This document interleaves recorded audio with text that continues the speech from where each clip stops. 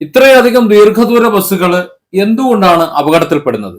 അപകടത്തിൽപ്പെടുന്ന സമയം, ആ റൂട്ട്, ഇതൊക്കെ പരിശോധിക്കുമ്പോൾ സത്യത്തിൽ ഇതിന്റെ പൂർണ്ണ ഉത്തരവാദിത്വം KSRTCക്കാണ്, അതത് ഡിപ്പോകൾക്കാണ് എന്നാണ് മനസ്സിലാകുന്നത്.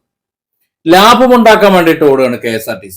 ഇങ്ങനെ ലാഭമുണ്ടാക്കാൻ വേണ്ടി ഇവരെ കൊണ്ട് ഇങ്ങനെ ഓടിക്കുമ്പോൾ, ഈ ഡ്രൈവറെ കൊണ്ട് ഇങ്ങനെ ഓടിക്കുമ്പോൾ സത്യത്തിൽ അതിൽ സഞ്ചരിക്കുന്ന സാധാരണക്കാരായ ജനങ്ങളുടെ ജീവന് യാതൊരു വിലയും കൽപ്പിക്കാതെയാണ് അവർ ഓടിക്കുന്നത് എന്നുകൂടി പറയാതിരിക്കാൻ നിവൃത്തിയില്ല.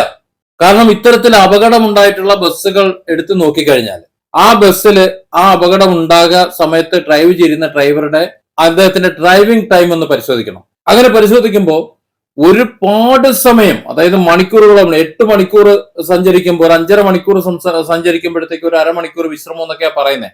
വകുപ്പിൽ അങ്ങനെയൊക്കെ പറയുന്നത് ഞാൻ മനസ്സിലാക്കുന്നത്. പക്ഷെ ഒരു 8 മണിക്കൂറൊക്കെ സഞ്ചരിക്കുമ്പോൾ സ്വതവേ വിശ്രമിക്കേണ്ട ഒരു സമയമുണ്ട്. ആ സമയം കിട്ടുന്നുണ്ടോ?